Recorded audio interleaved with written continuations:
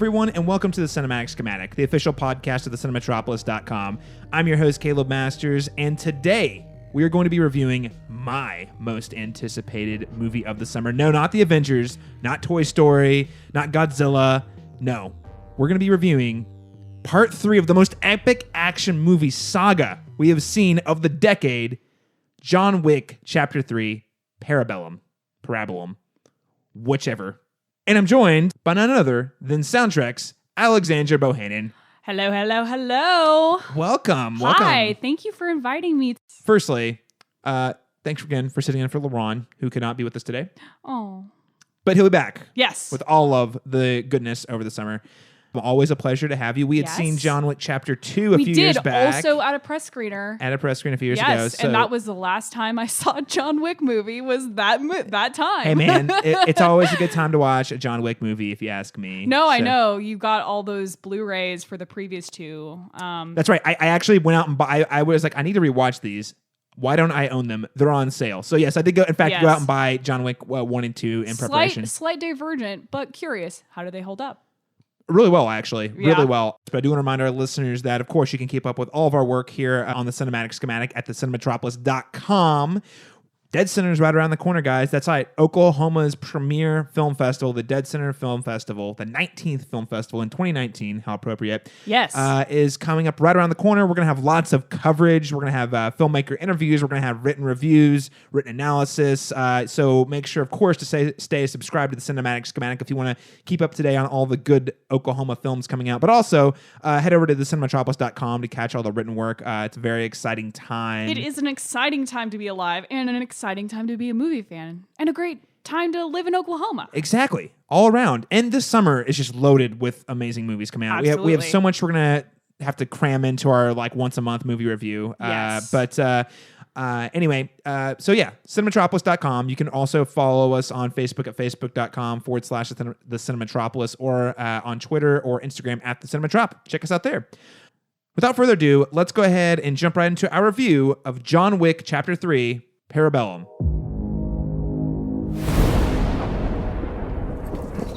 You have no idea what's coming. Mr. Wick broke the rules. I trust you understand the repercussions if he survives. John Wick, excommunicado, is now in effect. You shouldn't be here. Nice suit. Good to see you too. I need your help. After this, we are less than even. There's no escape for you. The High Table wants your life. All right, so this review, normally we have a spoiler-free review followed by a spoiler section. But guys, let's be honest. Nobody's here for the. No one is here for the John Wick exploratory universe, mythos, Avengers cinematic universe extravaganza. No one's here for that. I like that stuff. Oh, it's great. But I don't feel like there's enough to talk about in a spoiler section of the movie for us to have a really meaty conversation about it. Right. There are a couple twists in this movie. Oh yeah, for sure. I don't think it's spoilers to know basic facts that would be in the logline about the movie. John Wick 1, his dog died, he's sad, now he kills people. John Wick 2, he's still sad and people are after him and then he has to kill them first, and then just the expanded thing for 3. All right, so I'll throw out there. So for those of you who might not remember, spoilers for John Wick Chapter 2, which why are you listening to this review if you haven't seen John Wick Chapter 2? John Wick Chapter 2, basically, long story short, the most simplified version, it is a little more complex than the first film. The first film was very straightforward. Yes. Car stolen, dog died, vengeance. Yes. Second one, basically, he gets done, he's trying to get back out, but then he has someone from his past who hears he gets back in the game and gives him what's called a marker. Oh, yeah. Which John Wick, it's like an honor. Again, this is where the mythos comes in, there's this whole Blood society, honor. there's this whole secret society, crime society called the High Table, and basically this guy had helped John Wick out at what time they had a marker. So basically, he did John Wick a really big favor, and it's sealed in blood. So they both have like this like marker that has like their blood thumbprint in it. Yeah. And when and that person who did the first favor can come around at any time apparently and ask for them to fulfill therein, no matter what the favor is. So this guy who hears John Wick's back in the game, he uses his marker to get him to kill his sister, who has a seat at the high table, so he can get a seat at the high table. God, but wait, it it gets messy and complex though, because if John kills someone at the high table, then the whole organization turns on him. So it actually is it gets complex. It's really fun. Long story short, though, at the end of the day, John Wick Chapter 2, it ends. He has a massive bounty on him because he's broken one of the key rules of the Continental. So again, huge mythology, but there is this rule where once you're in like one of these hotels, there's like safe rooms for these like assassins and bounty hunters or whatnot.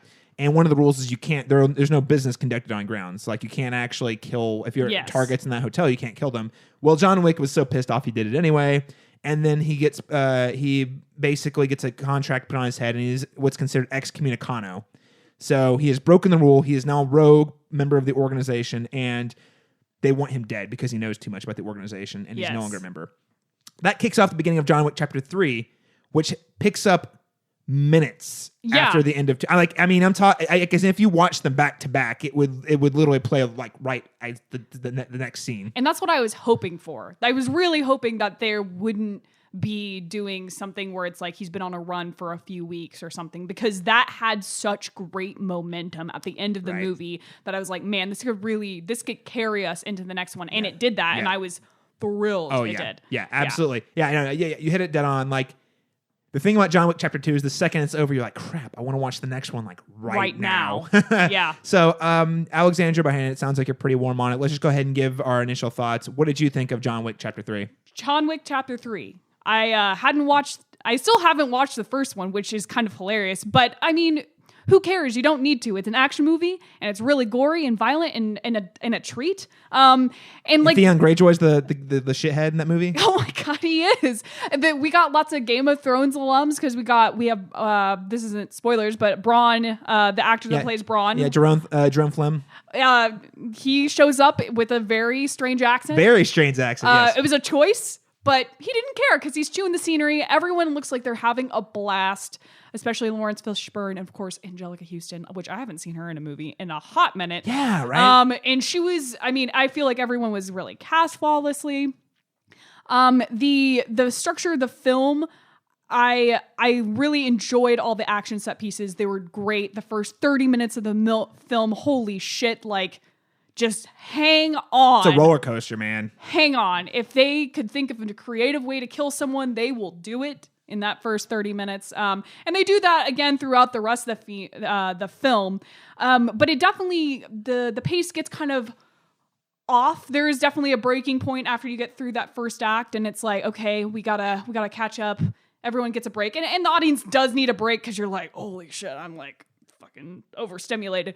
But you do need a break. But then we kind of go into this plot that I don't know exactly pays off, where it's like, oh, we gotta send him abroad, and then it does amount to things, but I don't feel like those things actually had hardcore consequences and things that actually, like, at the end of the day mattered when we get into that final act, and then when the film ends. It does impact it, but I don't think it required us spending another third of the movie doing those things, even though throughout those times there were great action set pieces.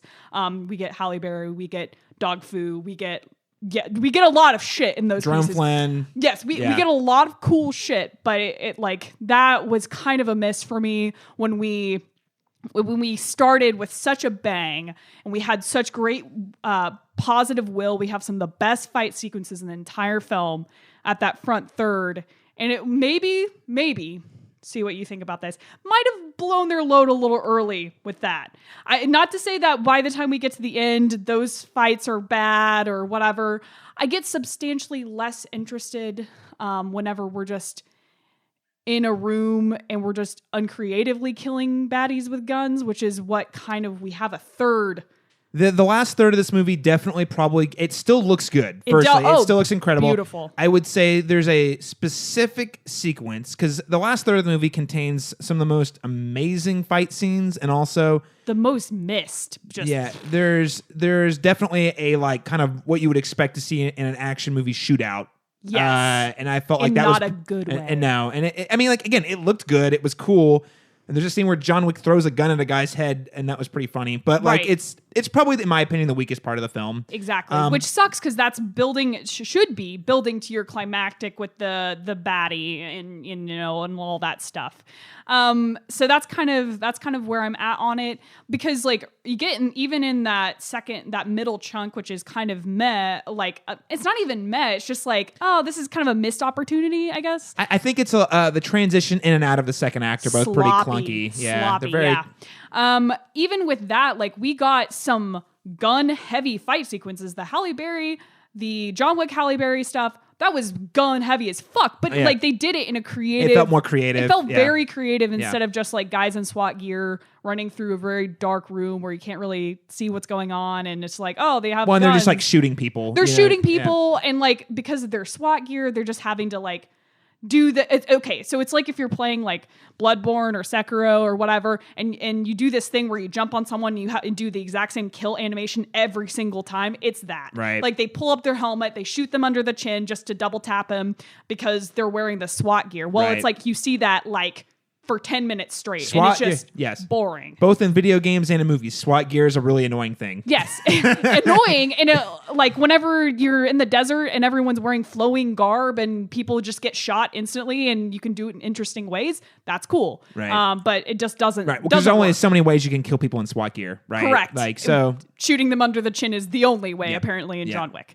Yeah. No, I kind of echo your sentiments. I think the first act is definitely the strongest part of the Phenomenal. movie. I mean, it doesn't stop for 30 minutes. It just keeps going, and the kills are wildly creative and never get old. And you're just like, oh my god, your adrenaline's rushing. The second act is also good, but yeah, I think the transition in and out of the second act are very clunky. It feels a little disjointed.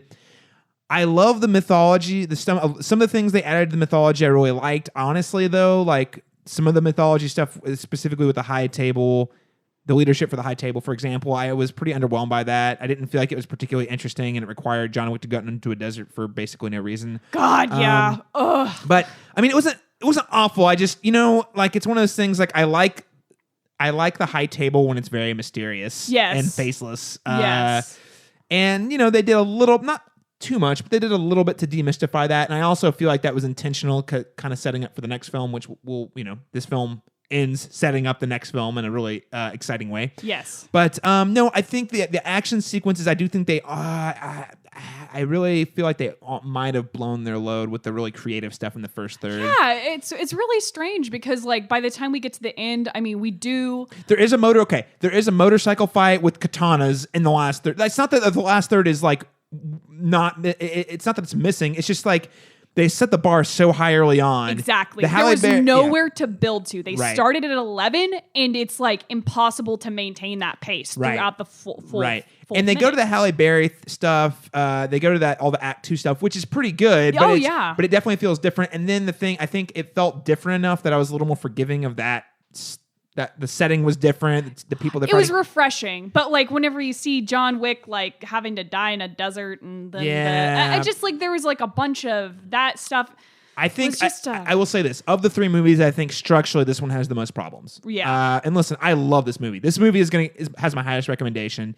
I think this is exceptional. It's like ballet with bullets and kung fu. Yes. It feels like you're watching the most magical like dance performance. It's just the choreography is some of the best you're going to see. So I just want to reiterate, I love these movies. Keanu Reeves, I love how they write directly to his strength, which is kind of the strong silent type and reflective. Yeah.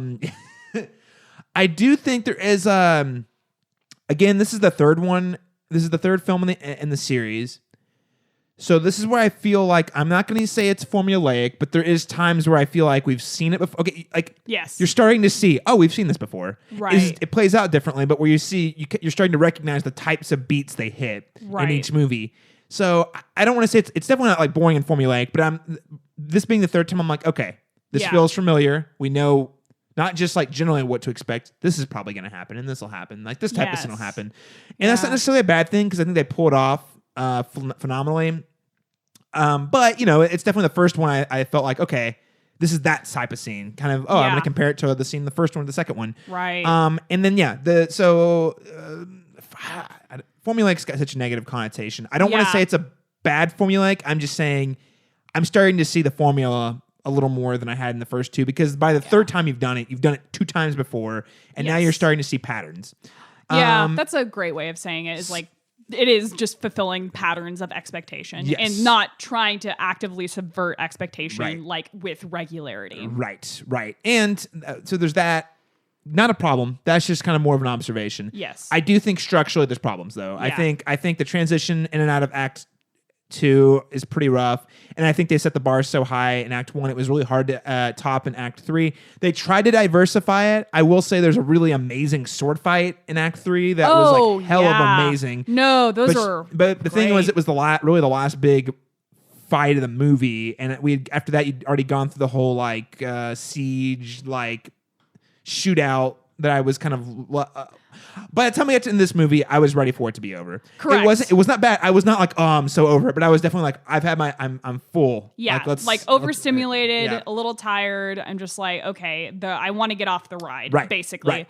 That said, I'm still super excited for another one. I just think this movie, I think more than the other two, I felt like it was almost overindulging. Yeah. I mean, obviously, I know that's kind of part of the point. Like, it's an over-the-top action movie, but I think maybe it could have actually been a little shorter. Agreed. I think that whole SWAT rush sequence could have been axed. Yeah. It could have just been Mr. Sushi Chef and coming in there with the knives and his baddies. Like, I mean, I think I would have preferred that. Same, because like I wouldn't, because most of the gun stuff is pretty tired. Like, it did not add anything to the movie having SWAT team guys, besides being able to use a shotgun at very close range and seeing blood and brains and stuff. But like, spoilers, you see all that stuff, but right. Well, I'll just put it this way, and this is where my complicated feelings about guns come in. There is a line from The Matrix in 1999, iconic line. What do you need? I need guns, lots of guns, right? And they reuse that line. They've actually cited that line in, I think, all 3 of these movies at one point. I think they cite it twice in this movie, actually. And by this point, that's where I kind of feel like that's where the fetishization, I think, comes in a little bit. Like, guns are the answer. And I know this is what kind of movie we're in. I know it's supposed to be funny. But something about it in 2019 with the state of gun violence in this country makes me feel a little uncomfortable. Oh yeah, framed like that basically that line. I think that's I think that like the way that line kind of for me kind of demonstrates how the film views guns, and I think for the savvy viewer, the critical minded viewer, that's cool. Like, because we all get this is that kind of movie. I don't know if everybody's going to take away that have that takeaway. Yeah, I think that there is. Yeah, I think that there is that it is there for sure, and that's kind of where I'm at on it. Is like, hopefully, it definitely does not spend any time on unpacking like the nature of gun violence in America or anything. And it doesn't need to. I don't want it to. Right. I don't want it to. And I think it would, if it did something like that, it would be ridiculous and not necessary and sloppy and not good. But it's just like there is a point. Yeah. I mean, because so much. This is another thing about this movie. Okay. Most of the violence in this movie feels like, it sucks to say like fun, but it's like it is it's fun. Light-hearted, if you could say it that way, despite some of the nastiest shit I've ever seen. Ragdoll physics, like all the stuff, And that's why even there are some action movies that I think are out there that are less gory that I don't either want to watch or have as much fun watching, because the tone underlying them is so much different and more intense, and it's motivated from kind of like not like a gross place, but it's just like a negative tone to it. Right. And because everyone looks like they're having fun and that's what's happening, And that's kind of when we get to that SWAT team sequence. It definitely has a tonal shift. Well, because it's a like bit, because it's not. It doesn't. No one looks like they're in that same spirit of having fun, exploring violence creatively, like with kung fu and shit. I mean, it doesn't feel as. It feels grindy. It doesn't really add anything. If anything, it's really detrimental to the film. I don't. So I think overall it sounds like we both are very, very positive on the film. I mean, for sure. But maybe I do think they could have trimmed some time out, and I think we both agree there's a sequence. I'm trying to avoid spoilers that involves kind of like a SWAT heist or SWAT hold up sort of. Yeah, you'll know it. You'll know it when you get there, and I think it. Yeah, I agree. I think it could have gone and been just as fine. Side note, though, one thing I do want to say thank you about is one thing that I was really disappointed about in John Wick 2 is that they built up Ruby Rose's character so much, and then she had like this 2-minute knife fight, and then that was like it, and that was extremely disappointing to me. It was a pretty cool fight, though. It was a cool fight, but it was the whole movie that we were building up, and then it just kind of it didn't fully land. It wasn't like an Atomic Blonde level of of fight. I mean, that's asking for a lot, but I'm glad that in this movie it felt like Halle Berry as basically the only female action doing protagonist in the film had lot more to do in terms of she held her own. There's this weird thing that I've noticed as like a woman watching action movies is like they give girls the knives because like women are more expected to be doing kind of that close combat thing because of sexual tension with maybe the protagonist or the antagonist or whatever.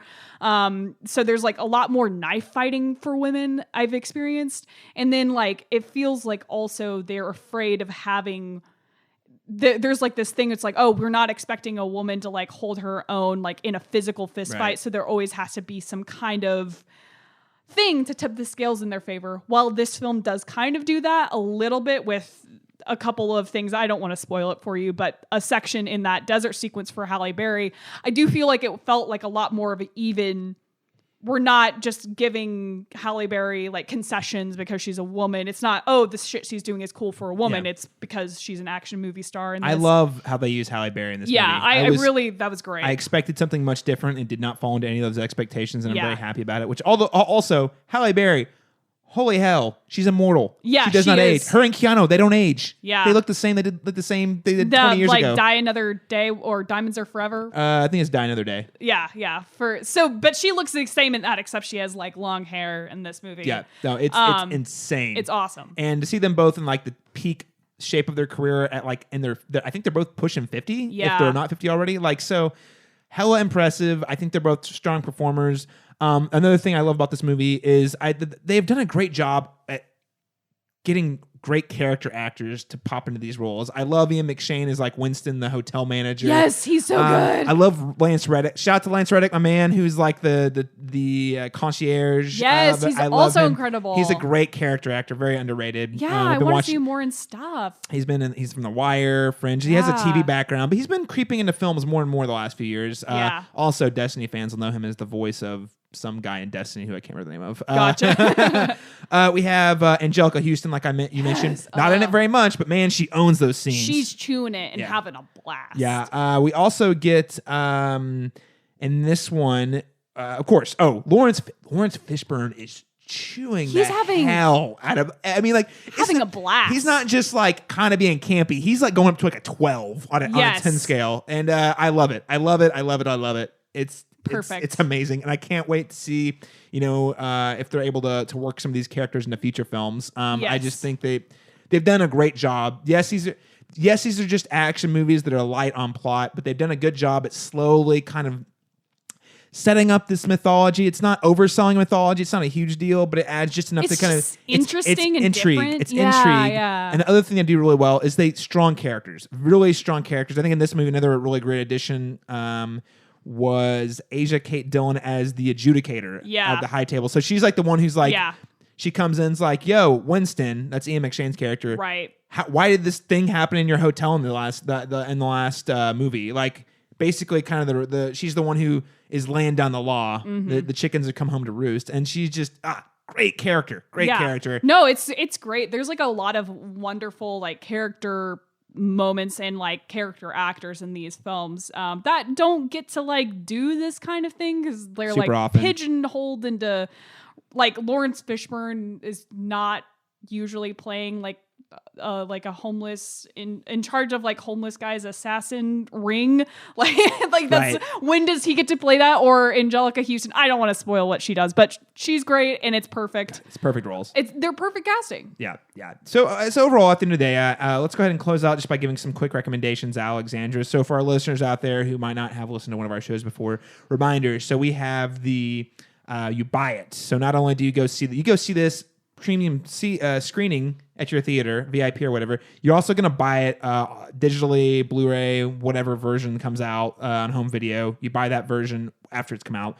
We also have the full price, which is going to be, of course, your VIP, your Dolby screening, matinee, self-explanatory, your stream it option, which is where, wait for it to hit Netflix or Amazon or whatever, or is this totally disposable trash? What say you, Alexandra Bohannon? I would say that you should VIP Dolby this. We did not see it in Dolby. But I will be I will be seeing it a second time in Dolby. Yeah. And that tells you enough what you need to know about this because it is so worth seeing on the big screen. Seeing it premium seating with amazing sound and the blackest blacks and blah, blah, blah. Definitely see it there. Because I think some of the like it's not that it won't translate to your tiny TV, but I think you need to see it there first. And then if you want to buy it later, go for it. But I think this will work on the small screen, but I do think you're definitely missing a certain element. Yes. I don't know how long this. By the way, this is the this is the number one movie, and this is the movie that dethroned Avengers Endgame as the number one spot. Holy shit! Yeah. Wow. Where Detective Pikachu failed, John Wick succeeded. So, although Pikachu got real close, so I think that's really exciting. I mean, if you can see this with a full crowd, though, we watched this with a very excited crowd, and it was a fun time. So I think that's part of it. I do think the black levels, the sound will really add to it. So I'm gonna go ahead and say purchase this thing. I mean, I just bought the first two. I can't wait to watch this movie on repeat on like a Sunday afternoon. To have it on the background.